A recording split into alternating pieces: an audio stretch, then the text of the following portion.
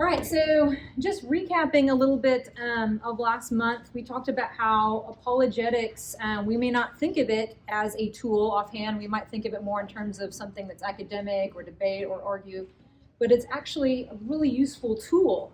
And as we've been kind of talking about this idea of gospel advance at Heritage, we realize we're supposed to be laborers of the harvest, and laborers need tools. Last month, the part one was answering how to answer the three questions: does God exist? Is Jesus God? And is the Bible from God? And we did that in order to equip you to be able to defend your faith and to help answer those who have genuine questions. And if you are here tonight and you're like, oh man, I missed that, and I would like to know a little bit more about that. We didn't record that, but I am willing to share my presentation and other notes. And so in a few slides, I'm going to have my email come up. So just snap a picture of that, let me know, and I'd be kind of happy to share that with you. And so again, talking about this idea of our vision as a church for 2023, this gospel growth and gospel advance. And we have the slogan, cultivate, plow, plant, and pray. And I think apologetics can be a really useful tool when it comes to this idea of plowing. When we think of plowing, we're clearing the field. We're removing obstacles that don't need to be there. Some of you may have heard me use this term, a stone removing ministry.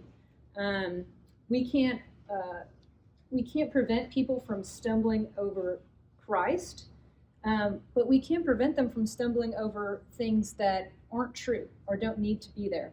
And so apologetics can be a useful tool in helping clear the field, so to speak, for lost people. I wanted to just share my email, my phone number, for those of you that have any follow-up questions, want to share stories. So I've heard from a few of you how you guys are already using apologetics, what we learned last month, as a tool to evangelize to your friends and neighbors, and I think that's awesome. And I would love to hear from more of you if you're getting opportunities to use these things. I think that would be great to hear stories. If you want me to pray for anybody that you're trying to reach, if you have requests for resources to grow more in your knowledge of this thing, if you'd like to be added to my newsletter, or even I'm more than willing to share my PowerPoints from last month and tonight. Okay, so tonight we're going to be taking a little bit more of a shift. So last month was trying to equip you to be prepared for kind of a defensive approach, where if somebody were to approach you, well, why do you believe what you believe? I wanted to equip you to be able to answer those questions. Now I want to shift that, and I want to work on our offense. So I want you to be equipped to be a little bit more engaging, and for you to initiate conversations with people. And we're going to do that by having an overview of philosophy and learning how to recognize popular ideologies. And we're going to play a fun game called Name That Lie. And then in session 2, we'll come back and we'll cover the book Tactics, which is how to use questions to navigate and engage in difficult conversations. And again, we'll have a little bit more of a practical game that we can play just to be able to practice and apply some of the things that we are going to learn tonight. And I just always like to come back to this verse, 2 Timothy 2, 24 through 26, that the Lord's servant must not be quarrelsome, but kind to everyone, able to teach, patiently enduring evil, correcting his opponents with gentleness. It's not always easy, is it? But God may perhaps grant them repentance. So that there is the motivation, leading to a knowledge of the truth. And they may come to their senses and escape from the snare of the devil after being captured by him to do his will. So this is just a reminder, like most tools, apologetics can be used productively or destructively. And I just want to encourage you to use it productively and in a loving way. And I want to bring up this verse in particular for tonight, 2 Corinthians 10, 3 through 5. For though we walk in the flesh, we are not waging war according to the flesh. For the weapons of our warfare are not of the flesh, but have divine power to destroy strongholds. We destroy arguments and every lofty opinion raised against the knowledge of God, and take every thought captive to obey Christ. So what are we called to destroy? People? No, not people. Arguments. And it can be really tempting, and I'm guilty of it too, it can be tempting when we're having disagreements or debates to want to just kind of one-up a person or tear them down, but that's not the goal. We're trying to tear down their bad ideas, not the person. Okay, and like I shared last time, I'm not an expert in the field of philosophy by any means, and so I'm simply taking what I've learned through my own study and my own reading and compacting that for you tonight. And so I want to share with you the resource that I'm using so that if you want to go deeper than tonight, you have that resource available to you. So tonight, most of my content is coming from Mama Bear Apologetics, the one on the right. They have a second book that I'm not getting to that material, but I just wanted to share it because it's so good. I don't know if you can see it, but it's kind of funny because the mom's like covering up the bear's face. It's Mama Bear Apologetics Guide to Sexuality. And that covers more of some of the philosophies that are going behind what we're seeing in terms of sexuality and gender. It's a really good book. I'd recommend it. And honestly, any resource from Mama Bear Apologetics, it's a ministry. You can Google it. They've got stuff online. They've got podcasts. There's just a lot of good collaboration from women and a lot of great resources there that I recommend to you. Okay, so this slide is just kind of a brief overview of how society has thought about the world over the years. So we've gone from a pre-modern way of thinking to a modern way of thinking to a postmodern way of thinking. Okay, so pre-modern, because so that would be think anything before like 1500 to 1600 AD. Okay, and the way people generally looked at the world, you want to call it the worldview or thought about things, was that truth comes from up there. It's there because God put it there. We have this idea of faith and reason, they go together. They're not at odds.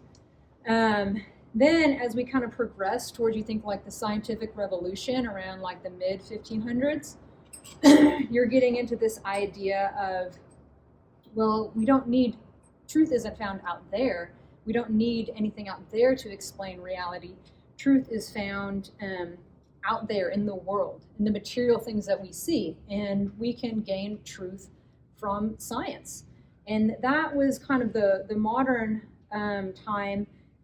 It got kind of dark because it kind of took away things like love and beauty and reduced everything down to just materialism. And so as things tend to do, there was, as a pushback of that modern way of thinking, there was this huge swing the other way in the postmodern way of thinking about things that now, and where the modern era wanted to just get rid of any kind of emotions or faith, now it's moved over to pure blind faith, and emotions are kind of running the ship, so to speak. And truth is not found up there or out there, but truth is found in here. One example, I think it's so easy to see, if we think about how we come to conclusions about our gender. Okay, in the pre-modern time, sex is determined by God.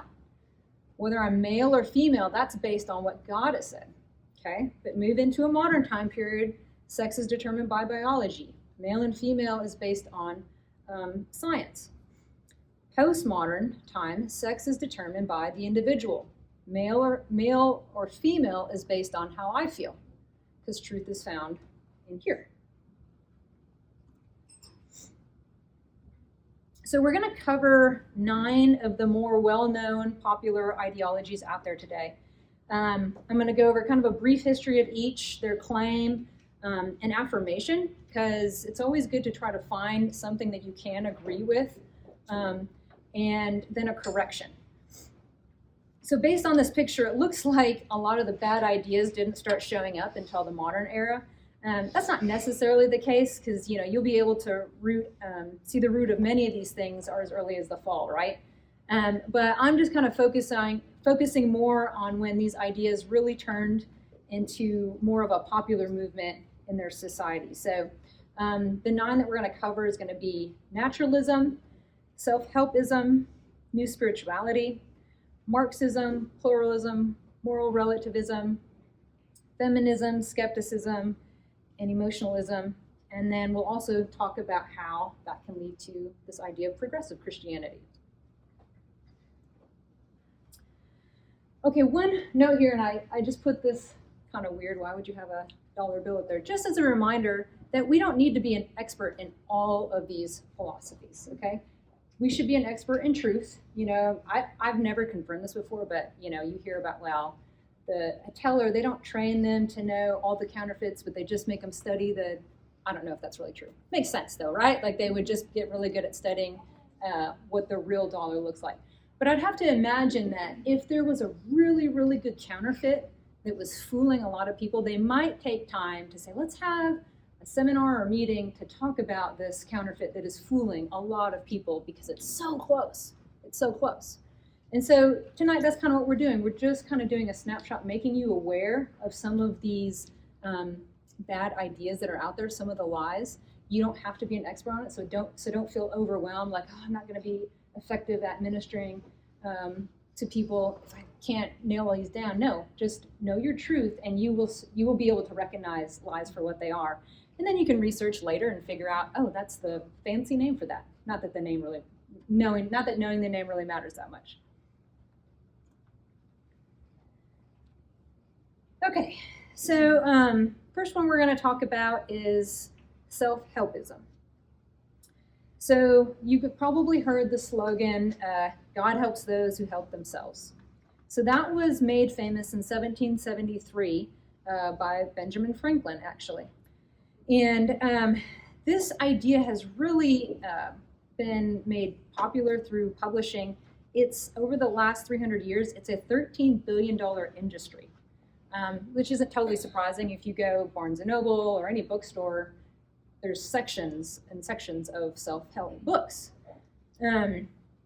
So the claim behind all that is that God, while he may exist, he's very distant and uninvolved. He's uninvolved in the affairs of man, so he's not coming to help you, okay? There's also an assumption in there that we deserve better than what we have, and we can fix that problem. Okay, so we can affirm that, yes, in fact, we do need help.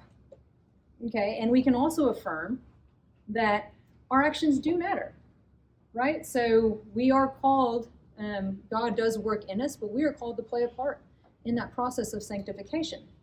So it's not as if our choices don't matter at all.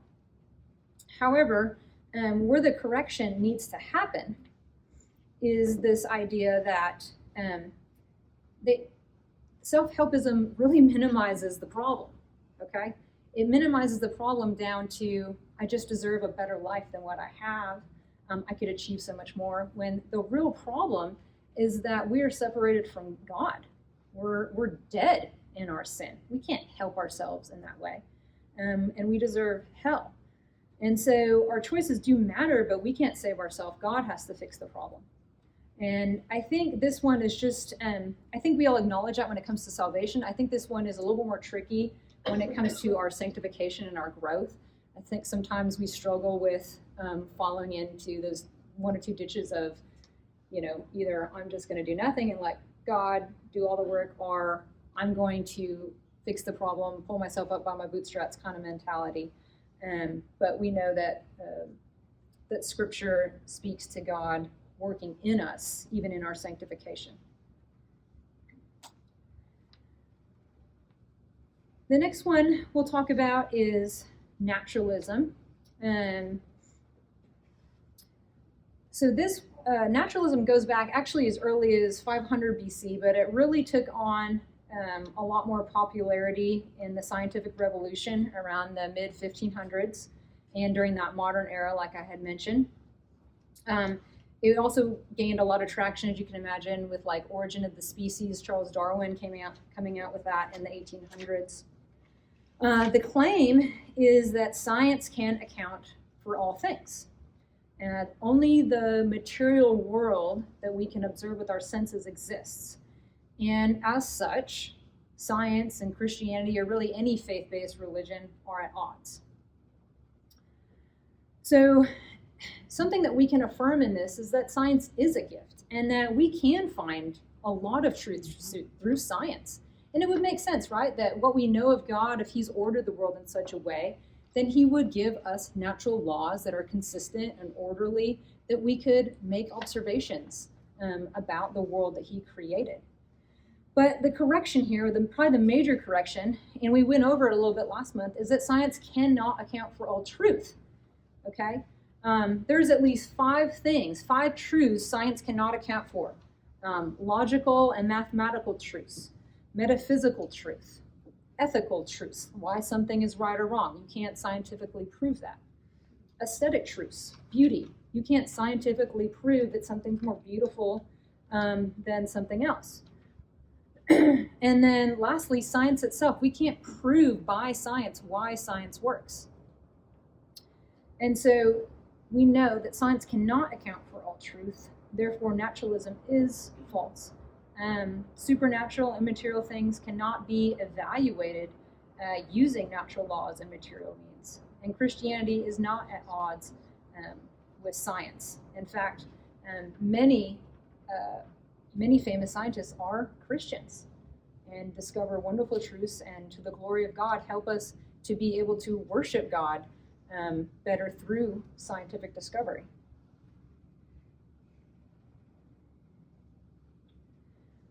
Next is skepticism. So this is actually a cover of a magazine. There's a magazine called Skeptic, and I just thought this cover was interesting. You have Darwin holding Michael Behe. You might not remember him, but he was, we talked about him a little bit last month in terms of evolution and refuting evolution. But that magazine cover just kind of struck me of kind of what's implied in that cover there. But again, this skepticism has been around since the scientific revolution, but it made major gains around 9/11 in a form called New Atheism. And the claim here is, and this is, it sounds odd, but it is very important to see the distinction. So previously, atheists would argue, their stance would say, there is no God. So then a counter position to that would be, there is a God. And so both would be able to bear proof of their claim. But now the shift in New Atheism isn't, there is no God.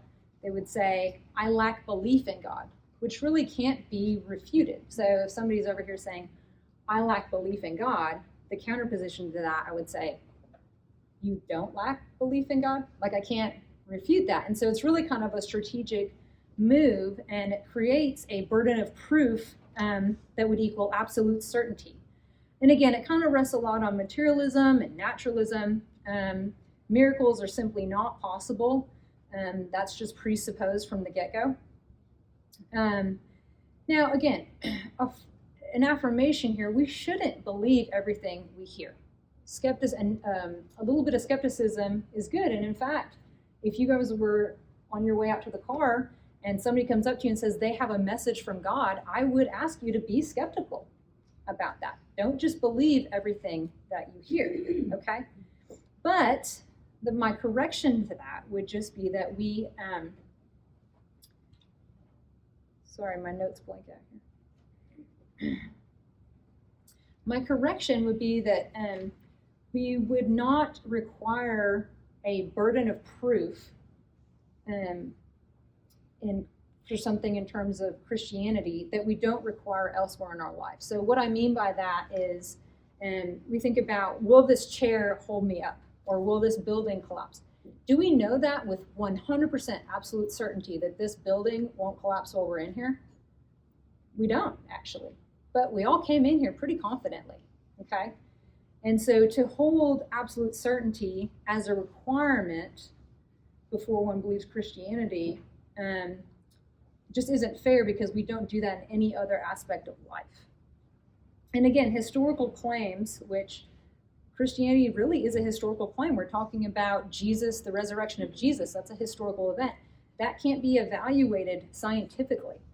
The claim miracles are not possible, again, that can't even be scientifically proven. And so it's just nonsensical to require an absolute certainty burden of proof for something like Christianity when we don't require that for any other area of life.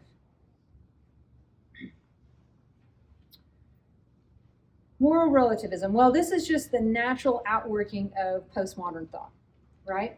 So the claim is truth is relative, our emotions are leading, reality must change to satisfy my ever-changing emotions. We can affirm that, yes, some truth claims are relative. So, for example, we could say, well, church was a long drive. Well, I've come to realize you Lincolnites think that like 15 minutes is a long drive. I'm from Houston, so that's a short drive for me. Long is an hour and a half. So yes, there are some claims that are relative, but there are absolute truths that exist, and those are not relative.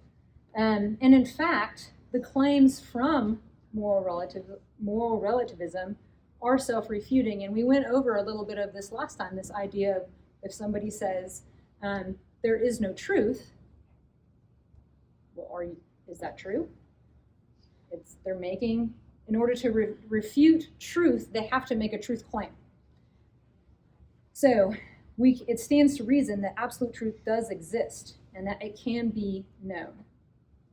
And so moral relativism is a false way, a bad idea, a false way of thinking. Emotionalism. Who here has watched Inside Out? Sadness. It's my favorite character. And as the movie will tell you, it's okay to be sad. Even though maybe most in our society don't think that it is. But so while moral relativism is an application of postmodernism, emotionalism is just the application of moral relativism. So emotions replace reasoning and logic as our guide. Emotions are the same as passions. You have little or no control over those. My feelings are now your responsibility. In fact, you're more responsible for my feelings than I am, actually. Negative feelings are to be avoided at all costs, and compassion is now the highest virtue, the highest good above all. So again, where can we affirm somebody who has subscribed to this way of thinking? Well, emotions are a gift. They're a gift from the Lord. They're not a bad thing. We don't need to suppress them or throw them out. And yes, compassion is a virtue. Jesus, he came full of truth. He came full of grace and truth. And so Proverbs 27 says that compassion teaches us that without truth, compassion without truth is unloving and selfish.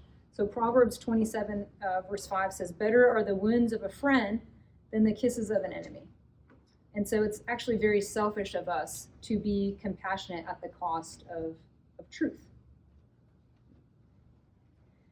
Emotions should ride, not guide. What I mean by that is emotions should ride along reality, ride along truth, okay? Not guide what is true. And emotions, unlike passions, actually can change with judgment. Okay, so what I mean by that, when I'm talking about passion, the difference between passions and emotions here, like I'm referring to passions being like the chemical parts of our body. So fear, arousal, anger, hunger, things that are chemical reactions that we can't control. But emotions are a kind of a judgment that we can control. So let me use this example. Let's say it's my birthday and a friend doesn't call to wish me happy birthday, and I feel angry and I feel unloved and overlooked that she just completely forgot about me on my birthday. And so my emotions at that point, I've made a judgment about the situation and I am angry. Then I get a call that she was in a major accident and is in the hospital in a coma. My judgment now of the situation has completely changed my emotions. And so it's very important to make that distinction, that while sometimes it may be hard to change our emotions, they can be changed. And they should not be guiding reality, and thus we don't need to make everything conform to, or make reality conform to our emotions. We can make emotions conform to reality.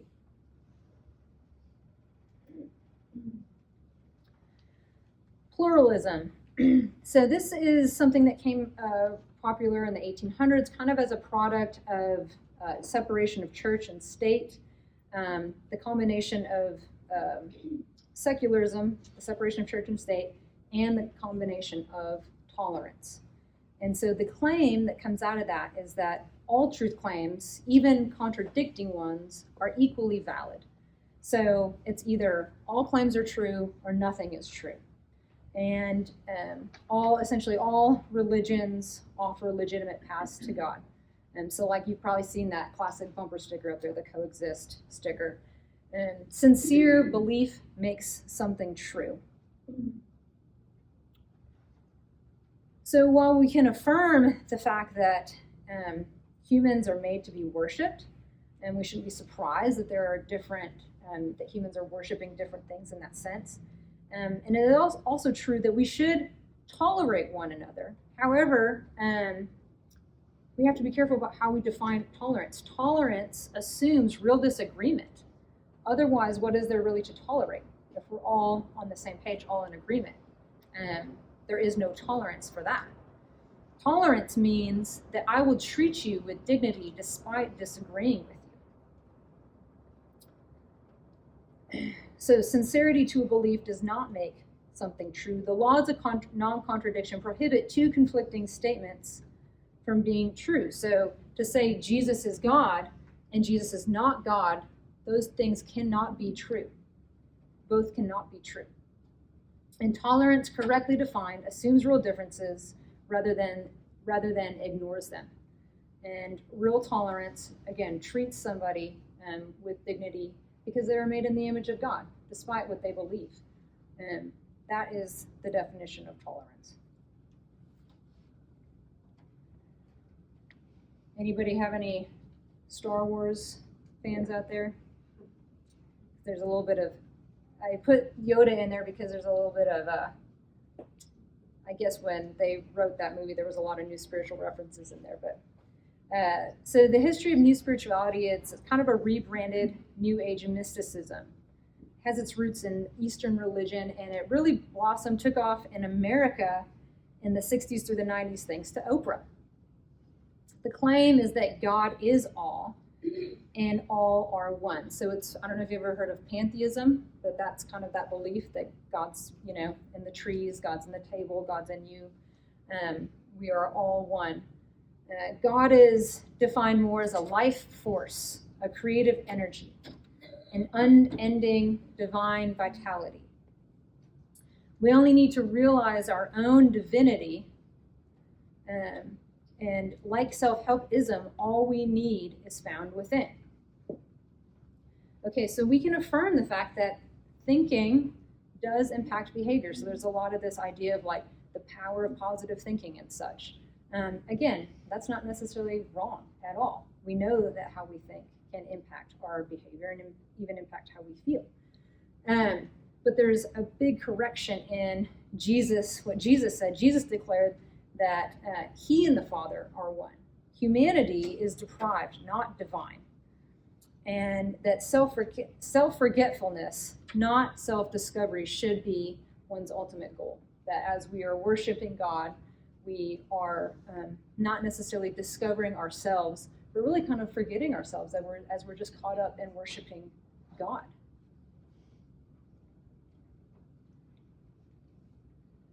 Marxism. This one has probably become a lot more a topic of conversation in the news and on college campuses in the last 5 years. At least my awareness of it has been greater in the last 5 years. But Karl Marx established this idea in the 1850s. So it's really a philosophical and economic theory promoted by Karl Marx, who was a socialist. So socialism is just the idea that goods would be shared by the community rather than be privately owned. That idea was gaining traction in the late 1700s during the French Revolution. And so Marx put socialism on the map, so to speak, and then added the idea of class struggle to generate this idea of communism, which is a specific form of socialism. So it's really, like I said, it's gaining a lot of popularity, especially within the church, because it has some good ideals, I guess would be a way to put that. In fact, if you think about, we kind of read in Acts just a few weeks ago this idea that everyone, they didn't think of their property as their own. They gave to all who had need, and they had this idea of a community and to give to those who needed, and those who were able to give gave. And so it can be real tricky for someone who's thinking through this, because it's like, oh, well, it seems like some of these ideas have Christian roots behind them. But as you're going to see, there's some really major flaws in this. And the first one being that it flat out rejects original sin. So the biggest claim is that evil is not a result of sin. Evil is a response to an environmental or a genetic issue. And so since this view sees the problem differently, the source of the problem differently, it's going to try to fix the problem differently. So so you need to change. The solution then would be to change your environment. That's why you have like revolutions, this idea of kind of overthrowing class systems and hierarchies. Or sadly, you can change the gene pool. We've seen this through genocide. And the idea is, well, if you give everyone what they need, and then everyone will work hard and be honorable. It's for disillusioning all hierarchies, including family, religion, morality. It redefines oppression, injustice, and equality. Now, again, it's really tricky because there is some truth here. True abuses exist. We can't deny that. And hierarchy, though, is a gift from God. Sinful man has abused that. And then also, there is truth in that Scripture does seem to give this beautiful picture of the church that seeks to, they want to give according to their ability and according to those who are in need. And they didn't think of anything as being their own, but they thought more of a community. And I think we can affirm that too, this idea of thinking in terms of the community as a whole rather than just my individual needs. That's also appealing. But again, we have to be very discerning with this. And I say that because there is, I think, a big movement within the Christian church that, you hear about, well, Jesus was a socialist or Jesus was a Marxist, and that simply isn't true. For one, by definition, Marxism is atheistic. Okay? There is no God. In fact, we need to destroy religion. Religion is oppressive. Okay? It completely changes the narrative of original sin.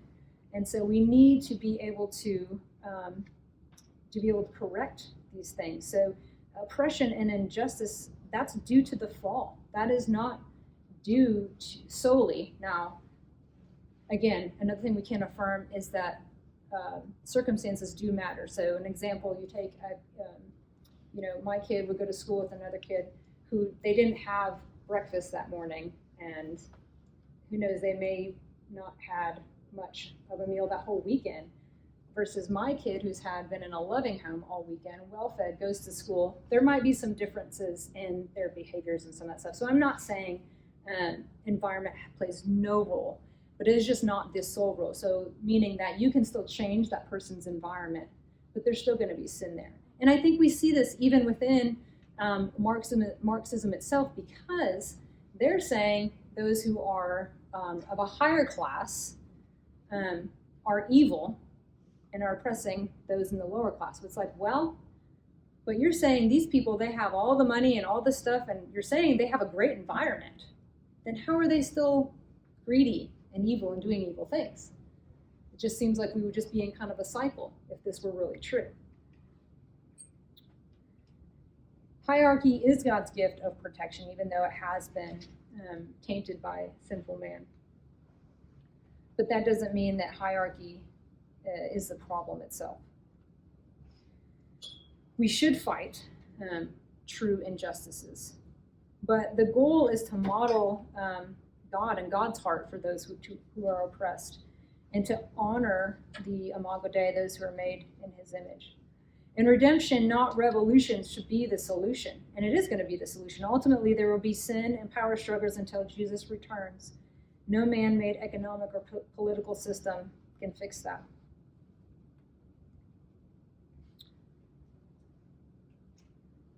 So out of all the ism, this one may hurt my heart the most because of how self-destructive it is for women in particular.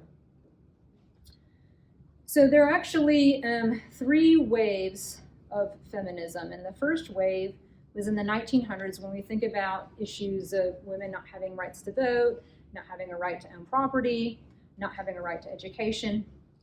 And there were 2 camps of feminists. There were the egalitarian, so that word means the same as we think today, meaning that they want to have the same. So there would be no distinction between male and female in their roles. And then the maternal camp, that sought rights within the context of their unique roles as women. So they still wanted to fight for these things, voting, the right to earn property, and the right to an equal education, but they weren't trying to be just like men or reject their roles as distinctly unique and female. But these 2 groups, despite their differences, cooperated and made many wonderful advances for women's rights during that time. The second wave came in the 60s. The idea of equality expanded to reproductive rights. So think about abortion, think about Roe versus Wade, came out in the 70s. A lot of what happened in the 70s was part of some of the work that feminism did in the 60s. And so this is where the egalitarian camp and the maternal camp split ways. The egalitarian camp blamed the patriarchy for why many women still preferred their unique roles in society, homemaking and such. And then the third wave came in the 80s, and that is kind of where we're at today. And it's just a much more aggressive war on the patriarchy with really ambiguous goals in the end, to be honest.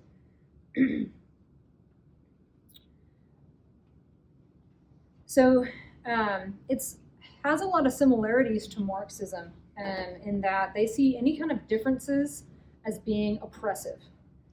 And so what hierarchy is to Marxism, patriarchy is to feminism. All men are part of an oppressive system just by being men. What started out as a desire for being equal with men is now a desire to be better than men. And so it ironically elevates women over men, even though, again, differences are oppressive. See how it's just kind of inconsistent at best? They would consider pro-life a war on women.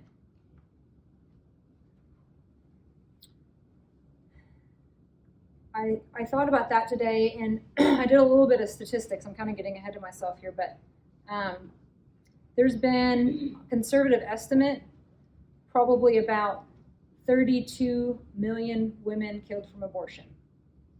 And yet feminism wants to say that a pro-life movement is war on women. So again, we should seek to affirm. And especially in this case, I think a lot of women that are involved in this way of thinking and in this movement are probably hurt women, women who have been really abused and are really angry and are looking to be a part of something that will hear them and be angry with them and for them. And so I think we can enter this with a lot of compassion for women who are caught up in this lie.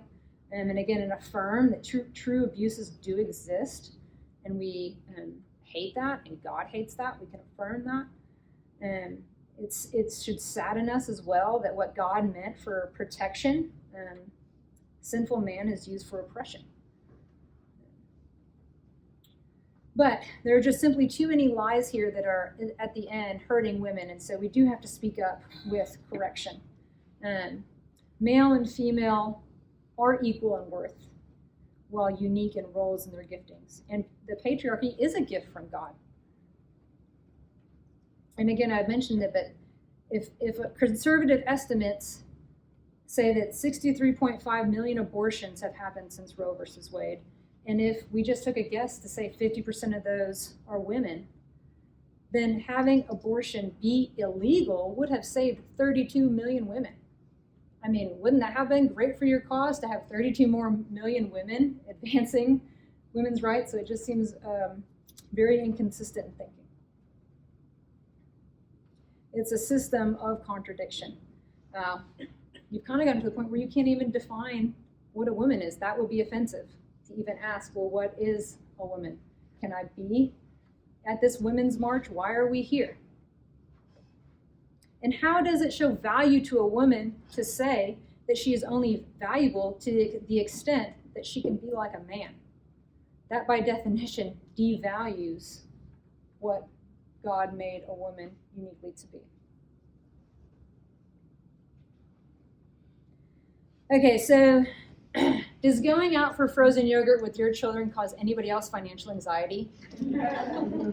Like, I feel like somebody has got to talk to these people at the yogurt place to say, like, this is just a really dangerous thing, this pay by the ounce business, because you can literally spend hundreds of dollars going out for frozen yogurt. My kids know we have a rule. I'm like, okay, I'm going to pour your ice cream, and I'm going to give you a little bit amount, because the candy is going to cost a lot, and you get 3 toppings. So the kids know there's a rule. And so one of their favorite pastimes is once we get our yogurt, we like to sit and watch all the kids that have no rules. Like maybe the first time parents that don't know, you're going to be paying for the ounce. And we literally saw some girl, and it was like spilling over the edge. And I didn't even know what the bill was, but the parents looked at each other like, what? We're spending $200 on yogurt? But that is what progressive Christianity is basically. It's basically like going out for frozen yogurt with the bad ideologies. You get to decide, you get your bowl, and you just go along, and whatever toppings you want to put on, you do that. And then whatever you get at the end, that's your view, that's your version of Christianity. That's about the best way I can explain progressive Christianity. Make it your way. But then you're going to pay for it dearly at the end. Okay, so I'm a little over on time. I'm going to blame Corey for that because we started late, so she's going to give me a little bit of time. Okay.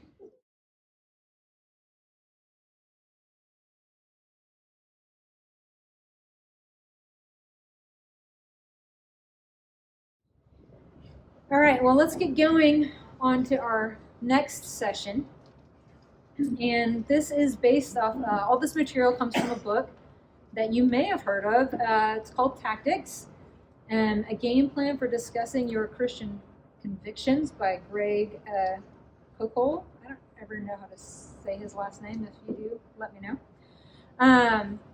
But it's tips to productively direct discussion, expose faulty thinking, and offer more reasonable alternatives. just going to share with you a quote that he has in the book. Many Office fans, maybe.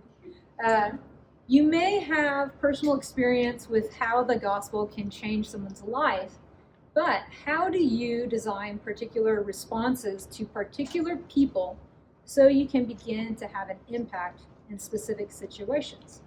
And this is, I think, the tension we all feel. Like we are all wanting to share the gospel. We have somebody that we love, but we're just, or a neighbor or a coworker, but we're just not quite sure how do we engage? How do we respond? What's the best way to go about it? Fear is probably the number one thing that holds us back from engaging in difficult conversations or sharing gospel truth. And so I have this quote on there: you miss 100% of the shots you don't take. I don't know if anybody's a fan of The Office, but just the idea that just go for it. Okay, you're going to make mistakes, but if you just never initiate, you never try, you never share, well, then you're going to know for sure that person isn't going to be hearing the gospel from you. So might as well step out and initiate and share. And the more you do, the better you're going to get, the more comfortable you're going to feel. But it does take, it's kind of an art. It takes some practice. Just a few principles to keep in mind before we go on. Number one, do not get angry. And I know we've kind of addressed this, and again, it's easier said than done, but this can include anything from interrupting somebody. Don't interrupt somebody. That's just rude. Don't intimidate them. Maybe raising your voice. Things like that can be intimidating to somebody. Talking too fast, that kind of a thing. Making personal jabs, things like that. Make sure it's your ideas that offend and not you. Okay, number two, make a modest goal. The gospel presentation doesn't need to be the initial goal in every single encounter and every conversation that you have. Don't get me wrong, that's a good thing, and that's kind of the ultimate goal that we're leading towards. But it can be a modest goal, simply as putting a stone in their shoe, just making it uncomfortable for them to have the same view that they did before. Give them something to think about. Leave them wanting to follow up with you about that conversation. Number three, focus on questions. Okay, this draws them out and it invites them to talk. And it shows that you have respect for them and their opinions and their thoughts. And it shows that you have an interest in them. And it takes the pressure off you. And you can kind of just listen, think, and pray about how you may want to respond to them. And I have here, this is a picture of some of my students at Ratio Christi, and I put this in this slide because I think they do a great job of this every Wednesday night. They all disagree. We have a very diverse group of Christians, non-Christians, agnostics. Even amongst Christians, we have Catholic, Protestants, but they all model being able to have these difficult conversations respectfully, and they've actually become really good friends. It's very encouraging to see that. Okay, so we're going to talk about the three big questions. And so he talks about this idea of Columbo. Maybe watched the TV series Columbo. It's kind of an older one. But I think I've maybe only seen like an episode. But I think the idea is here, he kind of walks into a scene and he kind of acts dumb, so to speak. And he just asks a lot of questions. And so that's kind of where this idea of the Columbo technique comes from, of just focusing on three big questions. What do you mean by that? How did you come to that conclusion? And have you ever considered? So, what do you mean by that? What's the value of asking that question? Well, you're going to learn what they're actually saying, okay? You're going to avoid assuming that you know what they mean and end up refuting something that's not exactly what they meant or said in the first place, okay? They're going to feel valued because you're interested in them. And they're going to be forced to think through their actual position, okay? So for example, if someone was to say it's not rational to believe in God, there's no proof, you could say something like, well, what do you mean by proof? Just an easy question to get them to thinking about what they mean by that. Okay, and this question of, well, what do you mean by that has become particularly important in this culture of identity theft. Many words have been redefined in our day. So it's important for us to be aware of that and ask for meaning. one of the neat experiences I had last year on campus was that while I was tabling on campus, she came up to me and asked if she could interview me for her women's religious class. She's a women's studies major taking a religion class. And her interview was, or at least she said her project was about how to see if religion historically has been oppressive to women. Okay, so she had some questions, and actually it was a great opportunity for me to talk about Christ and how liberating he was for women, and how for women he was. And it really was kind of eye-opening her to think about, instead of thinking just about the history of Christianity at large, to think about Jesus and how he treated women.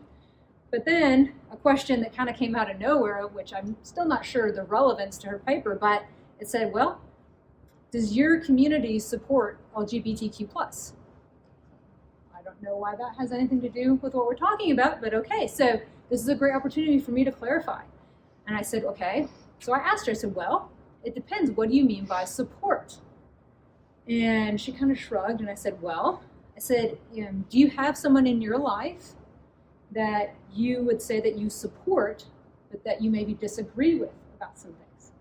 And she shook her head, and she said, yeah. I said, okay. I said, well, just to be clear, my definition of support means that I value a person who's made in the image of God, and that I want what's best for them. So it's very likely that an individual in the LGBT community would disagree with what I believe is God's best for them in their sexuality. I said, but by that definition, I still support them because I want what's best, even if we disagree on that. And she kind of looked at me really wide-eyed and was like, I like that answer, simply because we took time to define what we meant by that term. And so it's really important to ask those questions and make sure we're talking about the same things. So third question, once you've had time, and again, so your first question may be something like, okay, you want proof. What kind of proof? And then you may have more follow-up questions to kind of clarify some stuff on that, but eventually you should be able to get to the next question. How did you come to that conclusion?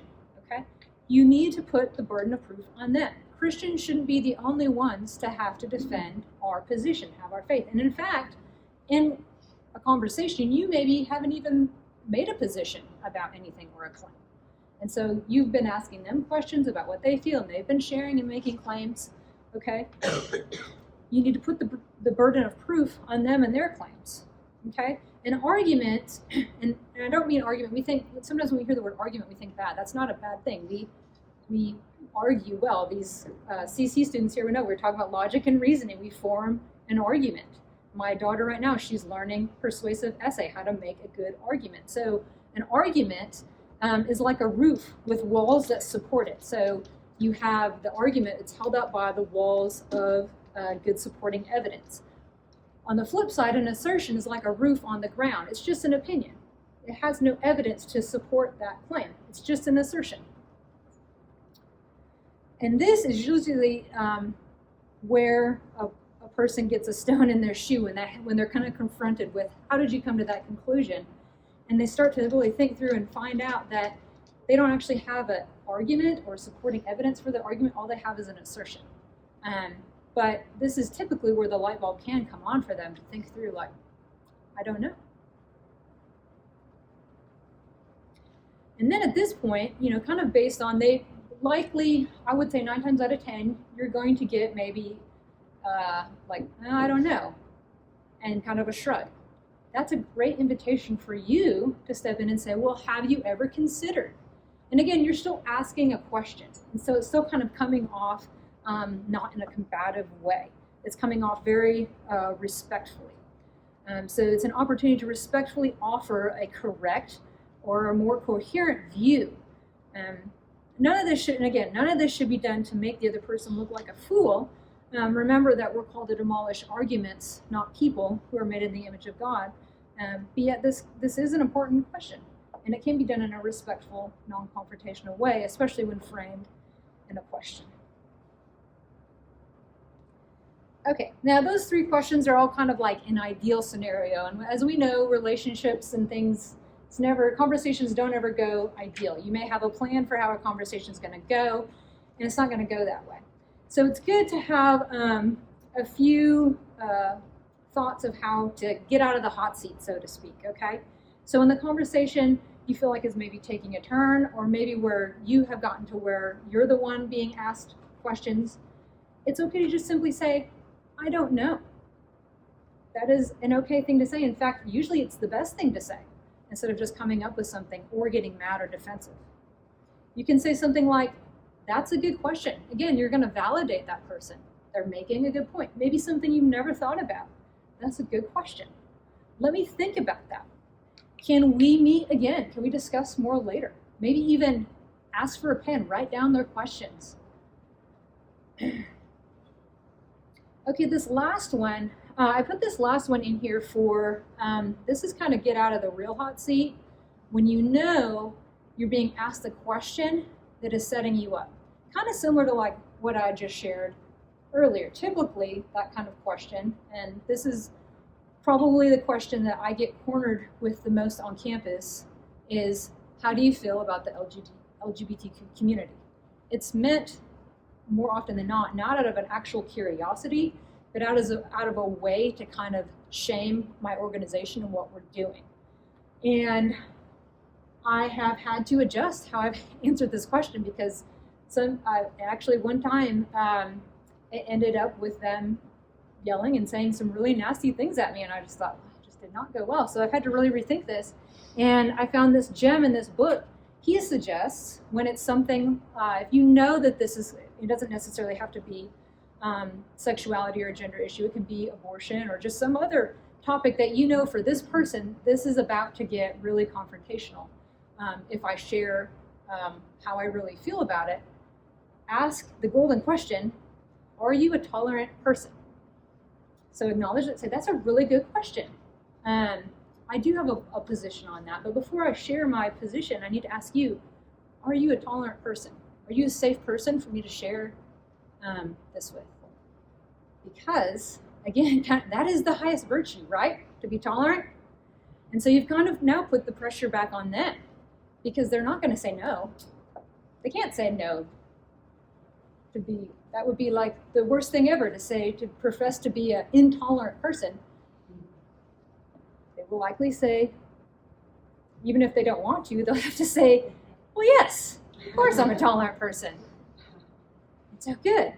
Well, let me share my view. And that will give you an opportunity to test whether or not they're a tolerant person. Now, they may abide by what they said, and that would be great. But there may be a time when they don't, and they start to get aggressive, and then you can just kind of gently and remind them of like, wait, I thought you said that you were a safe person to talk to, that you were a tolerant person. I thought we were going to be able to have a respectful conversation about this, that I was going to be able to share my views and allow you to share yours. So again, you can't control the outcome of every situation. There are some conversations that just aren't pleasant, and again, it's not your ideas that are offending, but sometimes just the truth is going to be offensive regardless of how you're framing that. So don't walk away from a conversation where that other person was combative and automatically think that you did something wrong. But here are just some tools to maybe help guide to a more fruitful end of that conversation. Okay, now, you guys had so much fun with the last game. We're going to do it again, okay?